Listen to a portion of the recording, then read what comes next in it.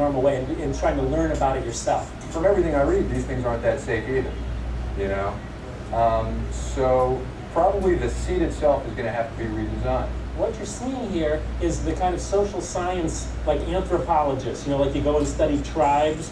What is it that they do that we can learn from that will help us design a better cart? One of the interesting things for me is looking at how people really don't like to let go of the cart, except for the professional shopper, whose strategy is to leave the cart at various places.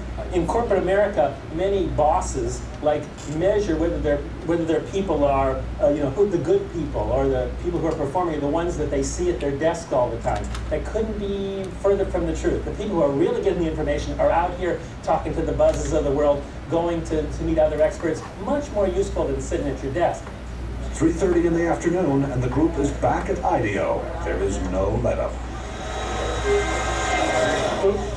Each team is going to demonstrate and communicate and share everything that they've learned today.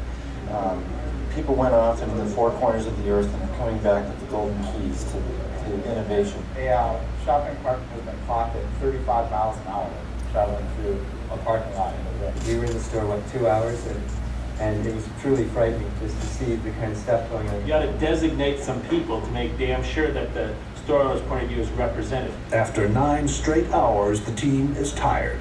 They call it a day. So, Everybody cool? Well, that's great. Thanks a lot. We had a great time today.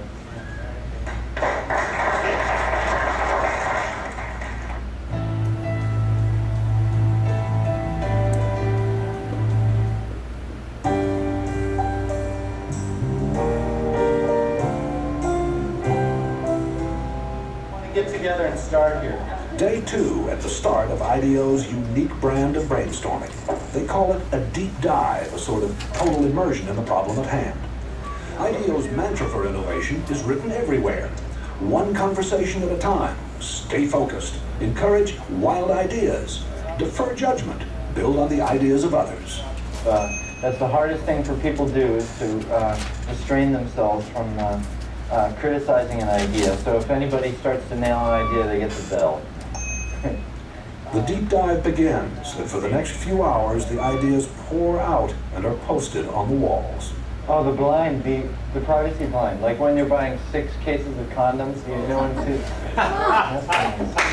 it sort of has to nest. If it doesn't nest, we don't have a solution. Velcro pants and Velcro seats for the kids, and you just drop them down on there. Like Velcro seats? Velcro pants for kids? Yeah, see, you have to have some wild ideas, and then you build on those wild ideas and they end up being better ideas than if you said, if everybody only came up with same things, kind of appropriate things, you'd never have any points to take off to build a really innovative idea. It's organized. Organized chaos. It's not organized.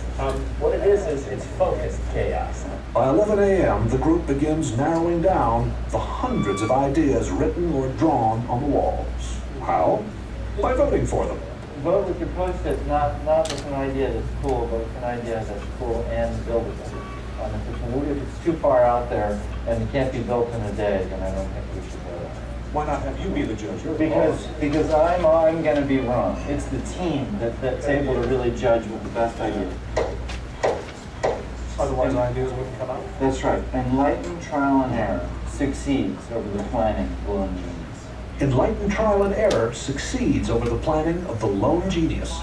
If anything sums up IDEO's approach, that is it. That and the focused chaos that seems to go with it. I take a point of view, I call it the sport utility vehicle cart. It is noon. Worried that the team is drifting, what can only be called a group of self-appointed adults under Dave Kelly holds an informal side session. We don't want to tell them what to build, or else we take away the benefit of the whole thing, right? What needs should they optimize their solution to? Yes. The purpose is to refocus the deep dive. Maybe we arbitrarily say 3 to 5 teams. 4 or 5 teams. 4 or 5 teams, and we give each team a need area. Hey, can we grab everybody over to the wall here? There has to be a command decision. It becomes very autocratic for a very short period of time in defining what things people are going to work on. Like it or not, the team is told it will split into groups to build mock-ups, covering 4 areas of concern that have been identified. Shopping, safety, checkout, and finding what you're looking for. I noticed that toward the end of the process, the adults took over.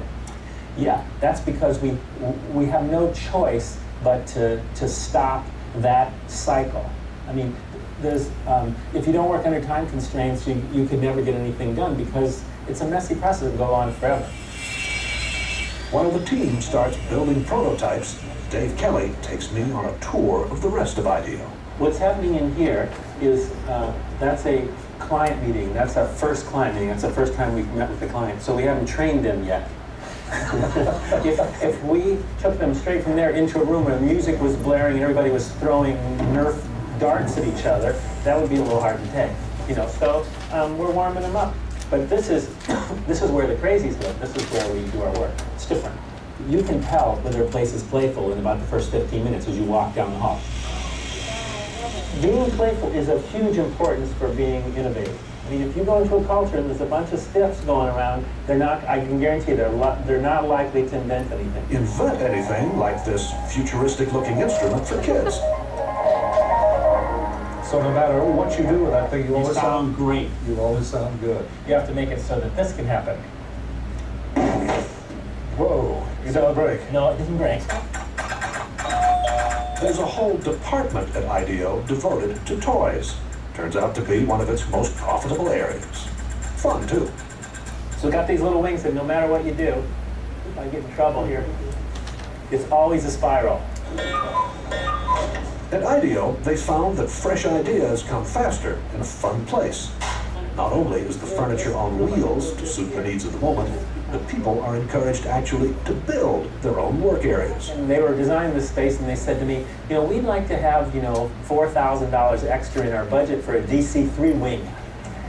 And I said, DC, you have to have that? And they said, yeah, they have to have it. So That's a DC-3 wing. Piece of a DC-3 wing, yeah. That's just decor. That's decor. That's ambiance. You know, that says we're weird and we're proud of it. Umbrellas on the ceiling to shade computer screens from direct sunlight. And bicycles on ropes to prevent clutter. The first guy who hung a bike up on a thing, he didn't come to me and ask me. He didn't ask some facilities person if it was okay.